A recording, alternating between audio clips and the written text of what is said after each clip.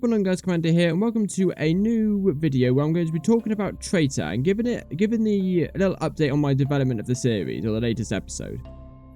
So, as you're probably aware, and if you are not, there'll be a link in the description to it, I've recently released a new trailer for the latest episode of Traitor, The Planet at the Start of the War. And today I wanted to give you an update on where I am at, and why this episode has taken so long to create. However, if you are new around here and you haven't already, I'm trying to get to 1,000 subscribers by October 2021. So if you are new around here and you haven't already, feel free to subscribe, that would be great, thank you. So first of all, I think I need to explain why I decided to do a prequel to Traitor, and I'll go straight for doing Traitor 3 as I originally planned. Well, the main reason for this was halfway through the planning and the start of the creation of Traitor 3, I decided to take a massive leap and create Traitor inside of Unreal Engine 4. This was mainly because Source Filmmaker was not up to scratch with my plans for Traitor, the direction I wanted to take the series. However, because Unreal Engine 4 is such a huge program and very complicated to learn, it isn't as simple as SFM was, and I needed to learn so much about how the software worked before I started production. This is where Traitor Prequel was born from. I knew Unreal Engine 4 was where I wanted to move Traitor 2 because of my plans for Traitor 3. But I didn't want to muck it up because I was still learning a new engine, and so I thought, well, if I was to make a side episode to learn this software, it wouldn't matter if something were to go wrong along the way, because while it has some key points to the story of Traitor 3 that will set up the episode as well as set up the story, it's not enough that will be ruined, that the episode will be ruined if this particular episode goes wrong. However, Traitor Prequel is just a test to see what I can do with Unreal Engine and how far I can push the quality of this episode and all future of the Traitor series. I've also been learning how to use Substance Painter as well, which for those who are not aware is a program that you use in order to texture 3D models for either showcasing or using your 3D scenes. And I've been using this program to create custom textures for this Traitor episode and a couple of for the future as well. If you want to see some of the things that I've created for Traitor, and some of the things in my spare time as well, there is a link to my Sketchfab account in the description below where I showcase everything that I've created so far. So, why has this episode taken so long to create? Well, I kind of answered it just now. Unreal Engine is such a complex program, and there is so much to learn. Also, unlike SFM where you can import maps and just go from there, with Unreal Engine I literally have to make up all of the locations from scratch using assets I've gathered from various places. There are a couple of areas that I've managed to save a bit of time with because I can get the maps from Gary's model Source Filmmaker and import them into Unreal Engine. However, I still need to create the environments with the clutter as well as other characters as well. And not only that, but I also have to set up the lighting for those scenes as well to make them look as realistic as possible, and it's a real challenge sometimes. It takes even more time because you look at it one day and say that looks fine, but another day you could look at it and think, it doesn't work, and I'm gonna have to do it again because I need to get it better than this. So in that respect, it's very difficult. Substance Painter is also another program that has taken time for me to learn.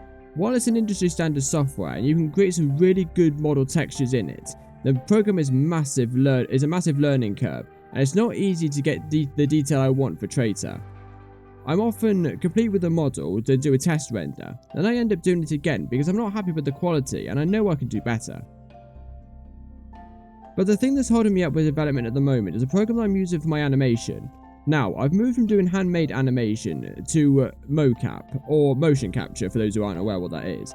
I'm currently using a program called Glycon, which improves your VR system into a motion capture system, which allows you to create animations for your games and films. However, this system is still very heavy in development, and it's currently not in a position for me to use it for Traitor, but instead of me wasting my time with hand animation, I'm just going to have to wait until it's at a standard I'm happy with to use it, and then I'll carry on production. Just to explain what the issue is for those who are interested, for most if not all of the character models I'm using are either from Star Wars Battlefront 2 or Gary's mod, and they all use what I like to call the Alt-A pose, which is an A pose with relaxed fingers. The issue comes because Glycon only exports in the T pose at the moment, so when you retarget the animation in the Alt-A pose, it ends up really deformed. Now if I use a Mixamo model that uses the T pose, it looks pretty much perfect, and you can see that from on the screen now. Now the leg movements are a little bit stiff, but that's just because I haven't got any leg trackers on. and they're basically set to automatic. But when I come to use this for the episode, I will have foot trackers where needed.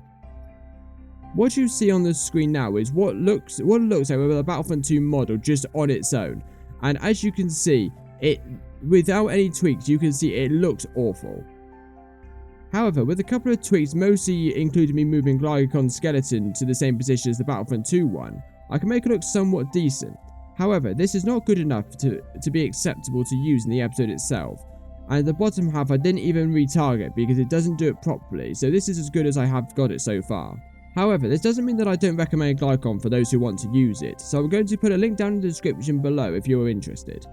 Now, I know I've been talking about all the how hard Traitor is to make because of all the changes I've made to how I create it, and that means that it's taking more time to create. And if I had stayed with Source Filmmaker, it would have been done by now. But I'm as eager as you to see this episode finished, but it just means that I need to have a little bit more time to create it. By me changing how I make Traitor, it means I'm not only able to use a program that gives me much more diversity in how I create the episodes, not only this episode, but all future in the Traitor series, but it also means that the quality of the episodes are so much better because I'm using Unreal Engine and not limited by SFM. It also means I'm not limited by the Steam Workshop for my assets.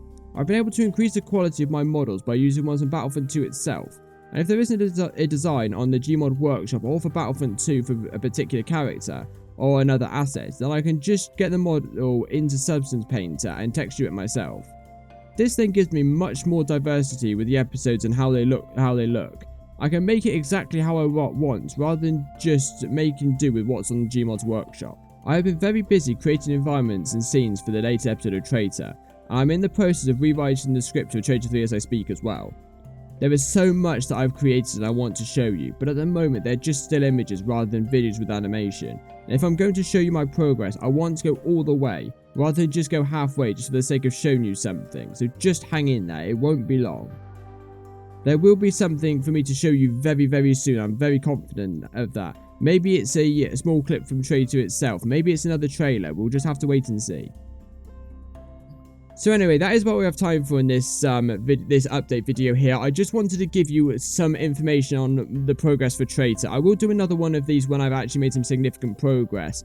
Maybe I will do another small update, maybe I will do another trailer, maybe I'll do a showcase with some images and talk to you about those, but for the time being, it is just the way it is at the moment. I'm trying my best to get it done as quickly as I possibly can, but I'm stuck in against a roadblock until I can get my mocap sorted. So I do thank you for your patience. It will not be long. Once this mocap system works, I can get it working.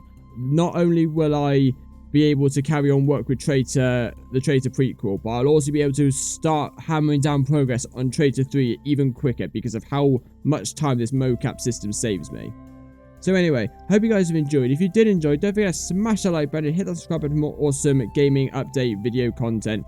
And again, if you haven't already, like I said earlier, feel free to subscribe if you aren't already. That would be great, thank you, because I'm trying to get 1,000 subscribers by this time, by October next year. So if you could subscribe, that'd be great, thank you.